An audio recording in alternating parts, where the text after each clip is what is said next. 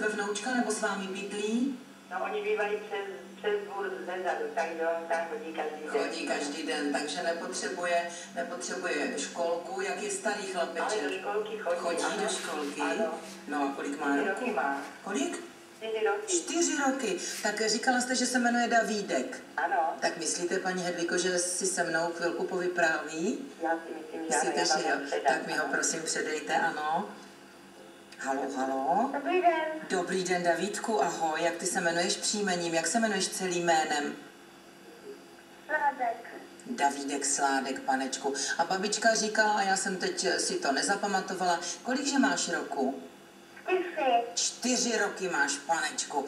A tak co děláš nejradši, když jsi u babičky? Co děláte spolu? Hrajete si, zpíváte? Co máš nejraději? To je těžká otázka.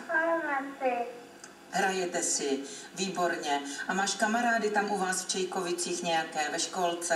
Ano. A jak se jmenuje největší tvůj kamarád? Ondra a Adam Tamborský. Ondra a Adam Damborský, tak výborně. A bez tak se spolu uvidíte. Tak Davídku, ty máš 4 roky, chodíš do školky, do školy máš ještě daleko a to je dobře. Tak jakou písničku jsi připravil? Co budeš zpívat?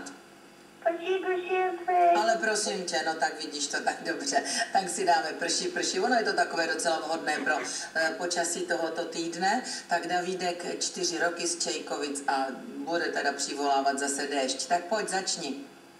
Prší, prší, veseleje, kam koníčky pojedeme na luka.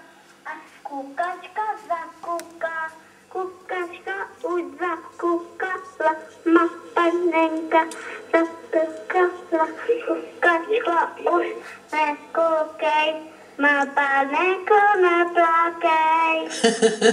Tak na konci to byla velmi výrazná výzva, aby panenka neplakala, babička ti tam hezky pěkně napověděla. Co pak budete mít k obědu, Davídku, dneska? Co babička bude vařit, víš to? Fazolovou polévku. Fazolovou polévku, a co k tomu? Babička napoví. Ještě nevíme. Ještě nevíte, tak jo. Moje babička vždycky dělala k fazolové polévce vdolky. Tak, pozdravuj babičku, Davídku, vyspíval jsi pucle a taky obrázkový slovníček angličtiny a to se můžeš začít učit už teď, protože co se naučíš teď, tak ve škole jako když najdeš. Tak my ti to pošleme, přejeme ti hezké prázdniny, i když ty máš volný čas, ale do školky teď nechodíš, tak si užívej a pozdravuj babičku. Ahoj, měj se hezky. Děkuji, nashledanou. Nashledanou, to je šikovný chlapec. Tak, to jsme měli zpívání, no a za chvilku budeme vařit, jo? Budeme.